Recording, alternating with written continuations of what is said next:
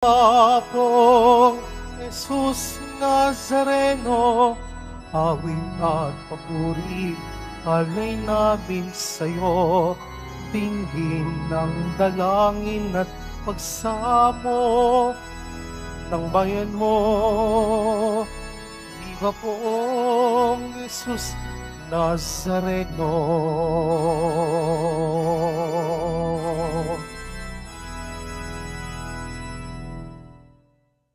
Sa ngalan ng Ama at ng Anak at ng Espiritu Santo, Amen. sumainyo ang Panginoon. At sumairi.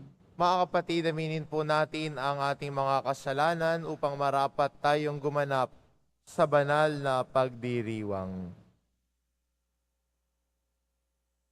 Inaamin ko Sa makapangyarihang Diyos at sa inyo mga kapatid, na lubha akong nagkasala sa isip, sa salita, sa gawa, at sa aking pagkukulang. Kaya isinasamo ko sa mahal na Birheng Maria, sa lahat ng mga anghel at mga banal, at sa inyo mga kapatid, na ako'y panalangin sa Panginoong ating Diyos. kaawaan tayo ng makapangyarihan Diyos, patawarin tayo sa ating mga kasalanan, at patnubayan tayo sa buhay na walang hanggan. Amen. Panginoon, kaawaan mo kami. Panginoon, kaawaan mo kami. Kristo, kaawaan mo kami. Kristo, kaawaan mo kami. Panginoon, kaawaan mo kami. Panginoon, kaawaan mo kami. Manalangin tayo. Ama naming makapangyarihan, iniatas mo sa obispong si San Ireneo ang pagpapatatag sa katotohanan ng iyong itinuturo at sa masayang pagkakasundo ng iyong simbahan.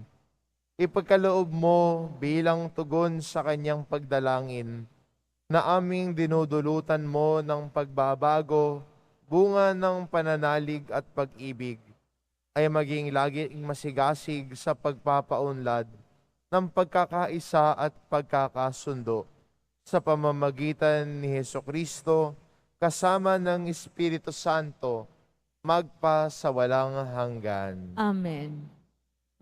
Umuan lahat.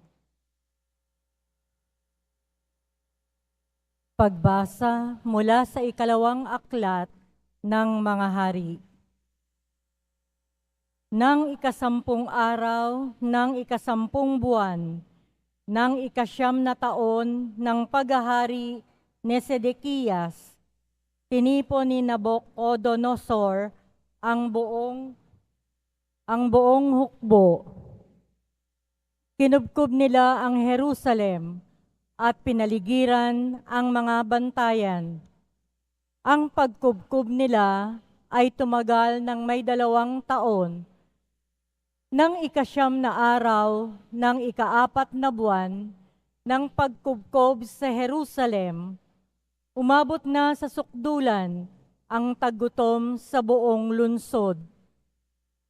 Noon nabutas ang isang bahagi ng pader ng lunsod. Nang makita ito ni Haring Sedekiyas, kinagabihan ay tumakas siya patungong Araba, kasama ang kanyang mga kawal. Doon sila dumaan sa pintuan ng 2 pader, malapit sa hardin ng palasyo. Ngunit ang lunsod ay naliligid ng mga Kaldeo. Tinugi sila ng mga ito at inabutan sa kapatagan ng Jericho. Kaya nagkanya-kanyang takas ang kanyang mga tauhan. Nabihag si Sedekiyas at iniharap sa hari ng Babylonia na nasa Ribla at doon siya hinatulan. Pinatay nila sa harapan ni Sedekiyas ang mga anak nito.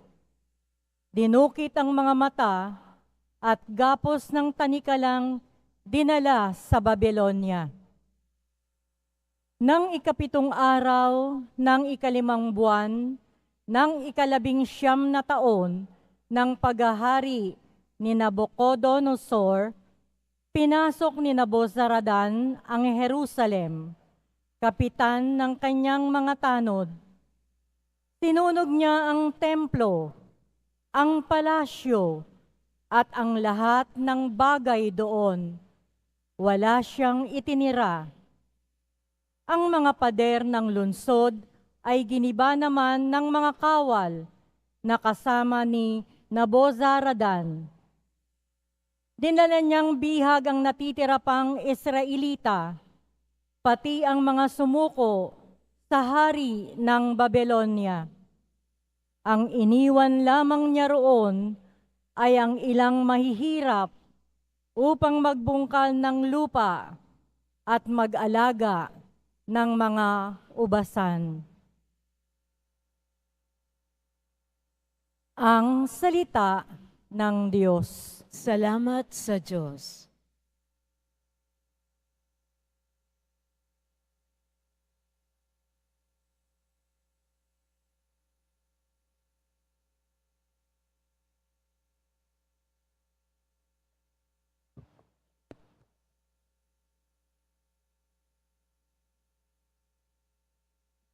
Kung ika'y aking limutin, wala na akong aawitin.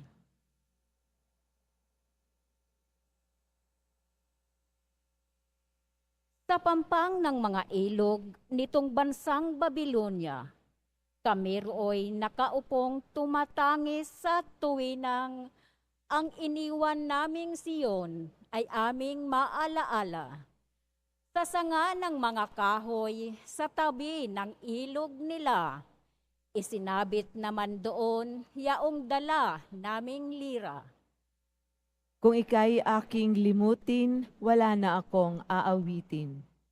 Sa amin ay iniutos nang sa amin ay lumupig, na aliwin namin sila ng matamis naming tinig. Tungkol sa Siyon, yaong paksa niyong nais nilang awit. Kung ika'y aking limutin, wala akong aawitin. Paano namin aawitin ang awit ng Panginoon? Samantalang bihag kaming nangingibabang roon. Ayaw ko nang ang lera ko'y hawakan pa at tugtugin. Kung ang bunga sa pagtugtog, limutin ang Jerusalem. Kung ika'y aking limutin, wala na akong aawitin. Di na ako aawit pa kung ang lundong sasapitin. Sa isip ko't alaala, ika'y ganap na limutin. Kung ang kaligayahan mo ay hindi ko hahangarin. Kung ika'y aking limutin, wala na akong aawitin. Tumayo po ang lahat.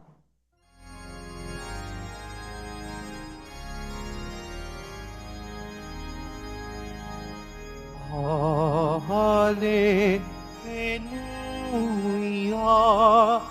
Hallelujah, Hallelujah,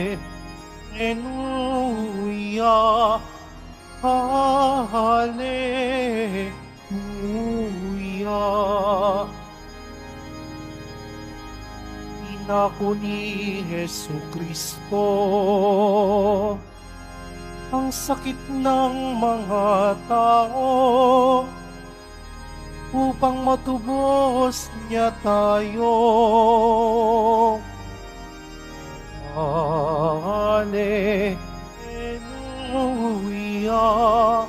Hallelujah, Hallelujah,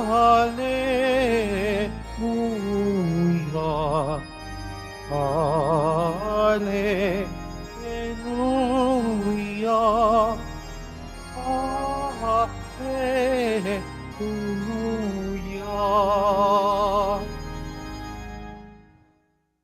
Sumainyo ang Panginoon. At sumaiyo rin. Ang mabuting balita ng Panginoon ayon kay San Mateo. Papuri sa iyo, Panginoon. Nang makababa si Jesus mula sa bundok, sinundan siya ng napakaraming tao. Lumapit sa kanya ang isang ketongin at lumuhod sa harapan niya. Ginoo, wika niya, kung ibig po ninyo, ako'y inyong pagalingin. Hinipo siya ni Jesus at sinabi, ibig ko, gumaling ka. At pagdakay na wala ang kanyang ketong, huwag mo itong sasabihin kanino man, bili ni Jesus. Pumunta ka at pasuri sa saserdote. Pagkatapos, maghandog ka ng isang haing iniutos ni Moises bilang patotoo sa mga tao na magaling ka na. Ang mabuting balita ng Panginoon. Pinupuri ka namin, Panginoong Heso Kristo.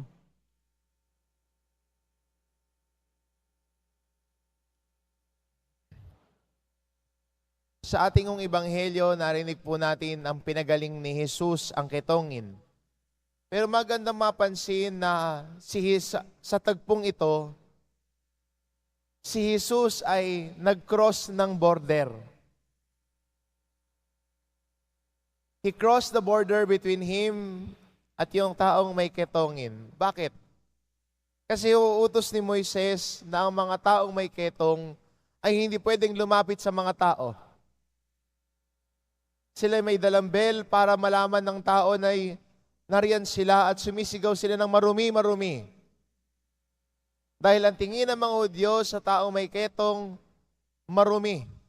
Dahil may sugat siyang hindi gumagaling. At nung lumapit ang ketongin kay Jesus, para sa iba, nakakagulat ito. Bakit siya lumapit kay Jesus? Pangalawa,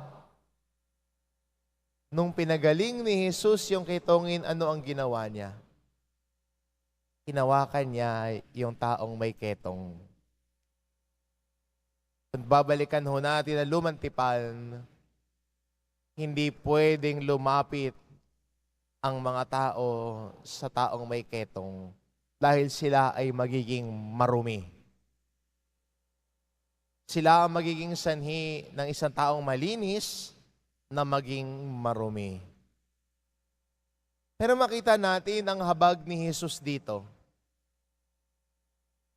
Pinili niyang iunat yung kamay niya para maabot yung taong tinatawag nilang marumi para siya ay pagalingin.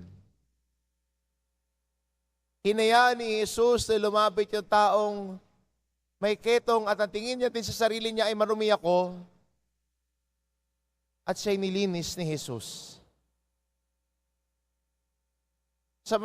Sa buhay din natin, ano yung umahad lang sa atin para lumapit at linisin ni Jesus? Yung karumihan ng kasalanan natin, yung karumihan ng pagiging makasarili at pagyayabang natin.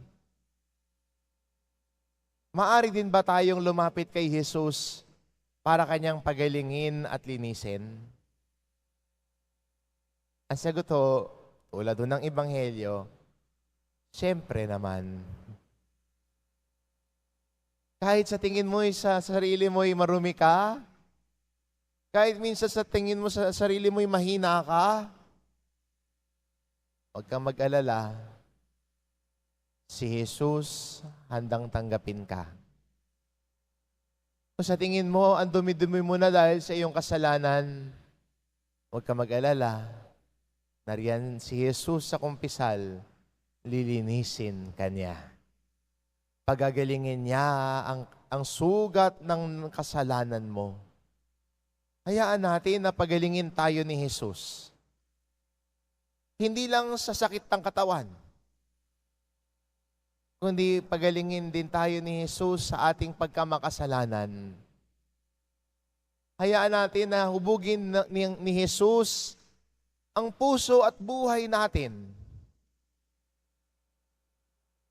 Ang sugat na nadudulot ng kasalanan ay nagwawalay sa atin sa Diyos. Ang kasalanan ay nagdudulot din ng pagwalay natin sa kapwa natin. Baka meron kayo naalalang kaibigan na nagkasala sa inyo.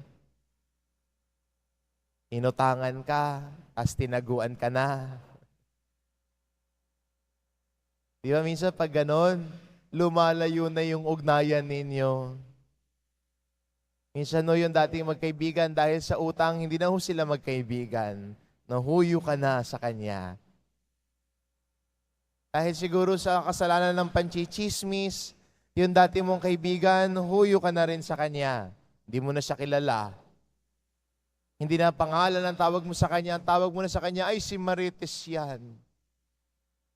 Kahit Jolie ang pangalan yan.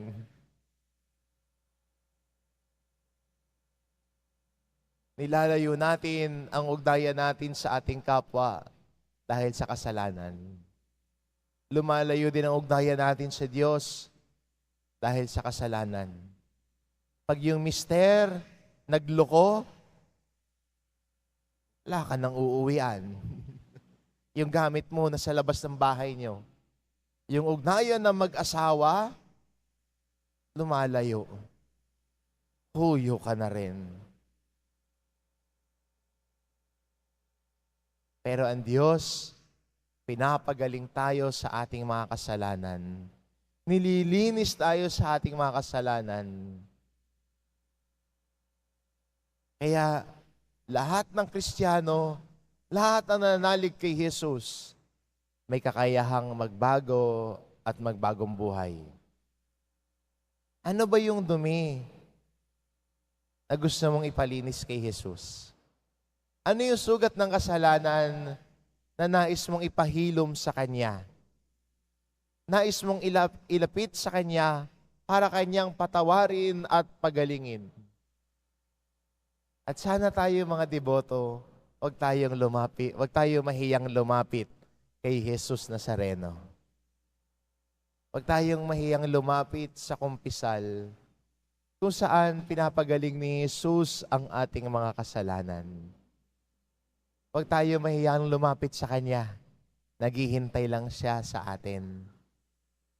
Kaya magandang paalala sa atin ng ating ebanghelyo ngayon.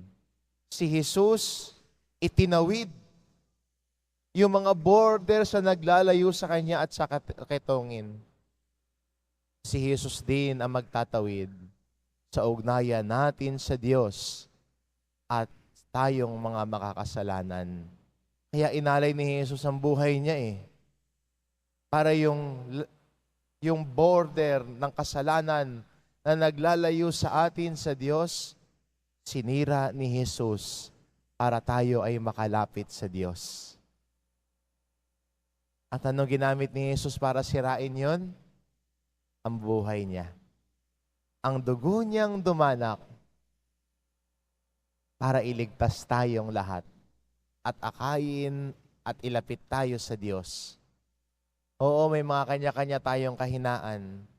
Oo, may mga kanya-kanya tayong pagkakasala. Pero ang handog lagi sa atin ng Diyos ay ang pag-asa ng pagpapatawad sa ating kasalanan. Ang pag-asa ng paghilom natin bilang mga Kristiyano nang tayo ay buo na makatugon kay Jesus Nazareno, buong makasunod sa Kanya. Kaya magandang paanyaya at imbitasyon po sa atin ito bilang mga Kristiyano at deboto ho ngayon. Lumapit kay Jesus. Sumunod kay Jesus. Kasama natin at kalakbay natin lagi si Jesus. Amen.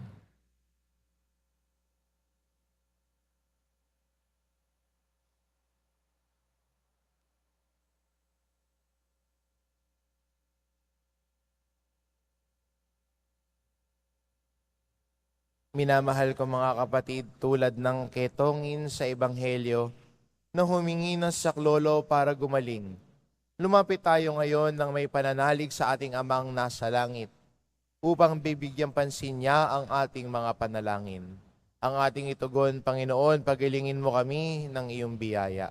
Panginoon, pagalingin mo kami ng iyong biyaya. Ang simbahan naway hindi magkulang sa kanyang pagtanggap sa mga isinasantabi at nakakaligtaan ng lipunan. Manalangin tayo. Panginoon, pagalingin mo kami ng iyong biyaya. Ang mga nagsasaliksik sa paggamot naway gabayan ng Panginoon upang makatuklas sila ng angkop na gamot sa mga sakit na hindi pa nalulunasan. Manalangin tayo. Panginoon, pagalingin mo kami ng iyong biyaya. Ang ating komunidad naway tumulong ng may pag-ibig at kalinga sa mga taong nakakaligtaan ng lipunan. Manalangin tayo. Panginoon, pagalingin mo kami ng iyong biyaya. Ang mga may sakit, mga nagdarahog, at mga nalulumbay, naway tumanggap ng pag-aalay mula sa kanilang mga kapatid na Kristiyano. Manalangin tayo. Panginoon, pagalingin mo kami ng iyong biyaya. Ang mga yumaong nananalig kay Kristo, naway tanggapin sa paghahari ng Panginoon. Manalangin tayo. Panginoon, pagalingin mo kami ng iyong biyaya. Ama naming Diyos, pinalalakas kami ng aming pananalangin ng iyong mga handog na kagalingan at kapayapaan. Hinihiling namin ito sa pamamagitan ni Kristong aming Panginoon. Amen.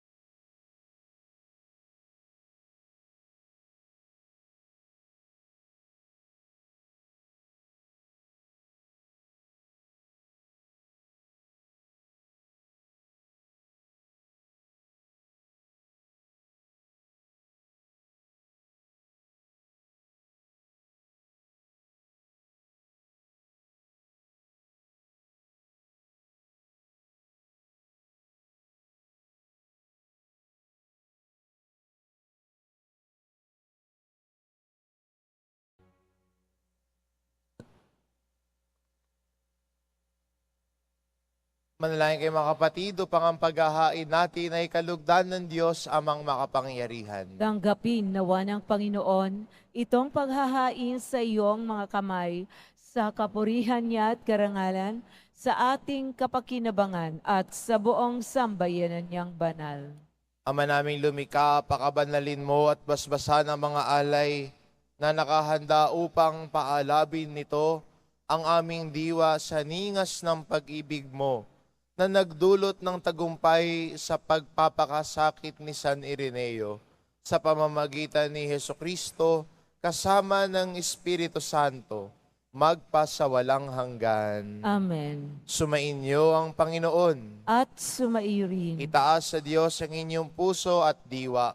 Itinaas na namin sa Panginoon. Pasalamatan natin ang Panginoong ating Diyos. Marapat na siya ay pasalamatan. Ama naming makapangyarihan, tunay ngang marapat na ikaw ay aming pasalamatan. Ngayong aming kagalakan ni sa San Ireneo ay parangalan. Siya'y kapanalig naming may paninindigan na ikaw ay ipahayag kahit siya'y mamatay. Sapagkat minarapat mong kanyang matularan ang iyong anak na naghain ng sariling buhay. Tulad ng naganap sa iyong anak, ang dugo ng mga martir ay dumanak. Hindi dahil sa katatagang likas, kundi dahil sa iyong bigay na lakas. Kaya kaisa ng mga anghel na nagsisiawit ng papuri sa iyo, nang walang humpay sa kalangitan, kami nagbubunyi sa iyong kadakilaan.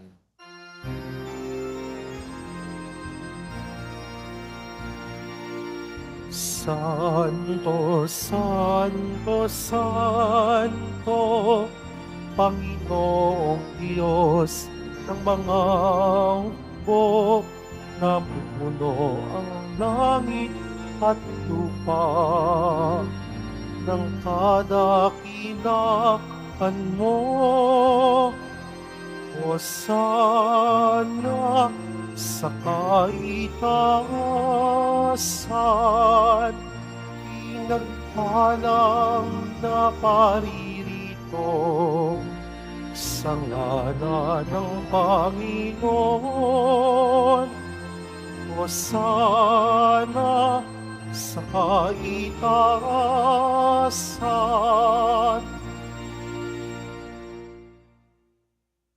Ama naming banal, ikaw ang bukal ng tanang kabanalan. Kaya't sa pamamagitan ng iyong Espiritu, gawin mong banal ang kaloob na ito, upang para sa amin maging katawan at dugo ng aming Panginoong Hesu Kristo. Bago niya pinagtiis ang kusang loob na maging handog, hinawakan niya ang tinapay, pinasalamatan kanya, pinaghati-hati niya iyon, iniabot sa kanyang mga alagad at sinabi, "Tanggapin ninyong lahat ito at kanin, ito ang aking katawan na iahandog para sa inyo."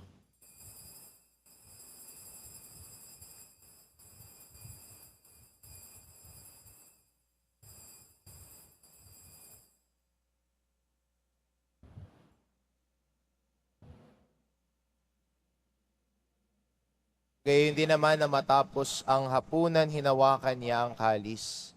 Muli kanyang pinasalamatan. Iniabot niya ang kalis sa kanyang mga alagad at sinabi, "Tanggapin inyong lahat ito at inumin. Ito ang kalis ng aking dugo, ng bago at walang hanggang tipan. Ang aking dugo na ibubuhos para sa inyo at para sa lahat, sa ikapagpapatawad ng mga kasalanan. Gawin ninyo ito sa pag-alala sa akin."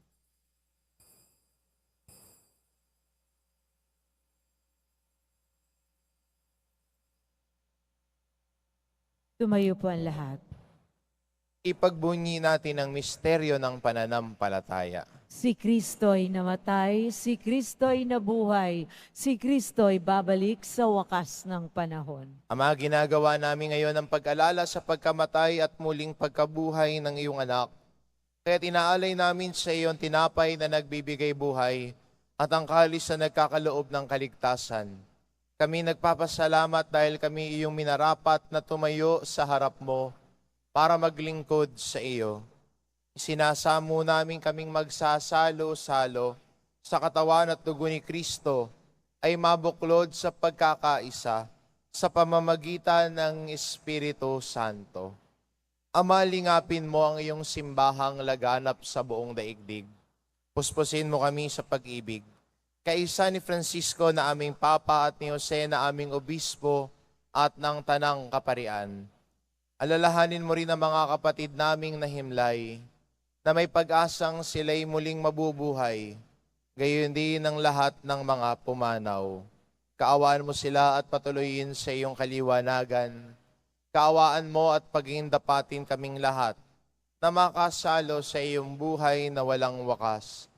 Kaisa ng mahal na Birheng Maria na Ina ng Diyos, ng kabiyak ng puso niyang si San Jose, kaisa ng mga apostol at ng lahat ng mga banal na namuhay dito sa daigdig ng kalugod-lugod sa iyo, may pagdiwang nawa namin ang pagpupuri sa ikararangal mo sa pamamagitan ng iyong anak na aming Panginoong Hesu Kristo.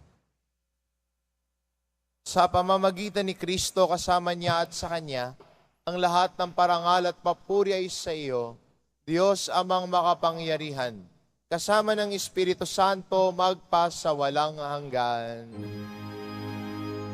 Amen. Amen. Amen.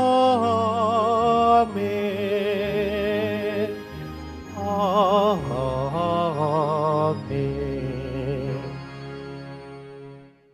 Sa tagubilin ng mga nakagagaling na utos at turo ni Jesus na Panginoon natin at Diyos, ipahayag po natin ng lakas loob.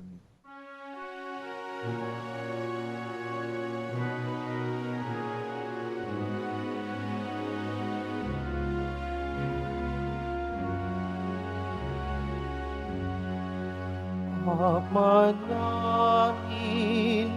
sumasalangit ka, sambahin ang ngalan mo, mapasamin ang kaharian mo, sundin ang loob mo. Dito sa lupa para ng sa langit.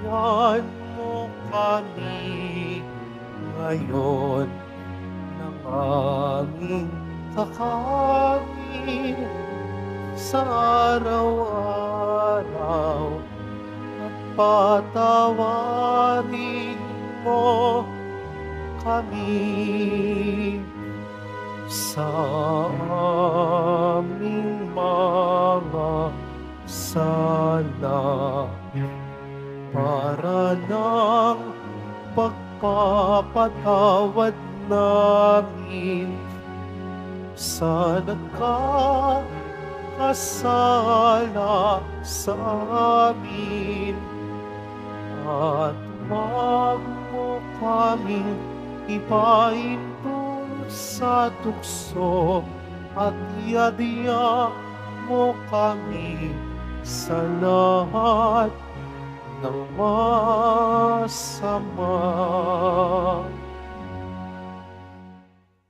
Hinihiling namin kami adya sa lahat ng masama, pagkalooban ng kapayapaan araw-araw.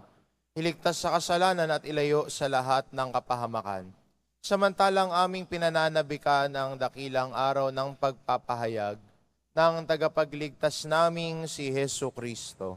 Sapagkat iyo ang karian at ang kapangyarihan at ang kapurihan magpakailanman. Amen.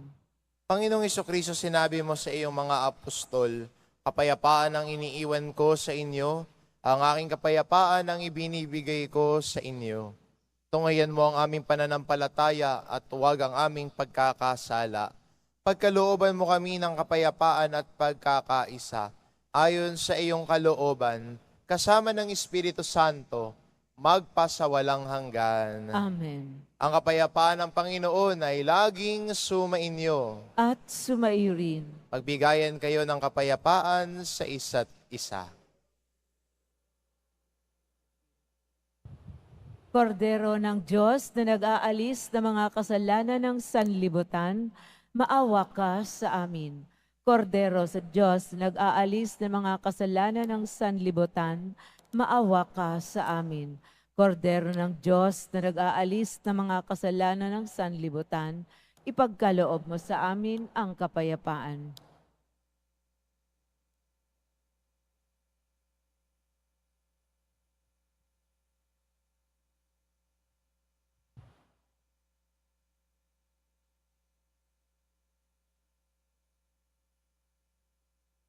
Ito ang kordero ng Diyos, ito nag-aalis ng kasalanan ng sanlibutan.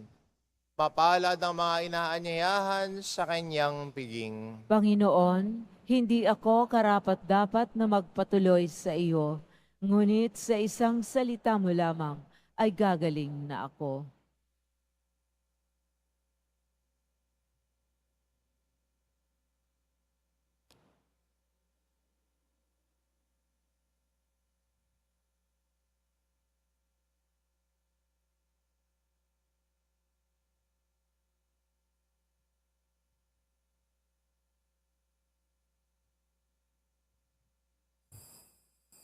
Para sa lahat ng tatanggap ng banal na komunyon, sasagot pa tayo ng amen pagkasabi ng pari o ng lay minister ng katawan ni Kristo at isubo agad sa bibig bago umalis sa harapan ng pari o lay minister. Sumunod po tayo.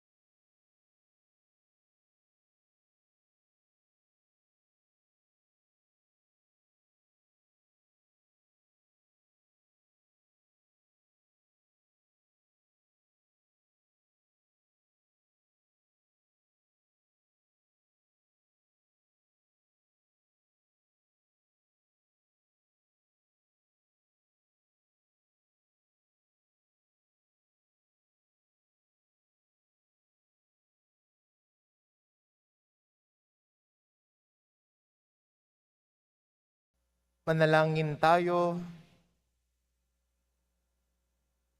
Ama naming mapagmahal, ang tinanggap naming banal na pakikinabang ay magdulot nawa sa amin ng katatagan na nagkaloob ng katapatan sa paglilingkod at tumanggap sa pagtitiis ng pagsubok sa iyong martir na si San Ireneo sa pamamagitan ni Hesukristo kasama ng Espiritu Santo magpasawalang hanggan. Amen. Sumainyo ang Panginoon. At sumairin. Mahal na poong Jesus Nazareno, inihayag mo sa pamamagitan ng krus ang walang maliw na pag-ibig ng Diyos sa sangkatauhan. Pakinggan mo ang kahilingan ng iyong angkan na nagsusumamo sa iyo. Makakamtanawa nila ang iyong katugunan at tanggapin ang kasagutan ng may utang na loob na tinatanaw. Basbasan din po ninyo ang mga may daladala nilang imahen at dasalan sa pamamagitan ng bendisyon na ito. Naway maalala nila ang mga pangako nila noon sa binyag na ikaw ang kanilang iibigin at paglilingkuran bilang Panginoon magpasawalang hanggan. At pagpalain kayo ng ating mapagmahal na Diyos, ang Ama at ang Anak at ang Espiritu Santo. Umayo kayo, taglay ang kapayapaan ng poong Jesus Nazareno. Salamat sa Diyos.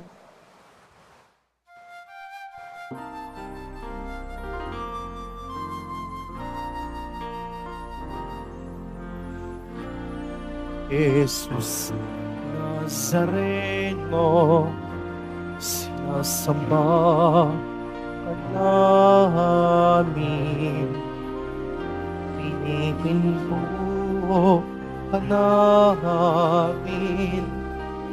Aral mo ang aming buhay at kaligtasan. Padre Jesus Nazareno, ligtas mo kami sa kasalanan. Ang krus mong pinamatayan ay sagisag ng aming kaligtasan. Nuestro Padre Jesus Nazareno, dinarangal ka namin.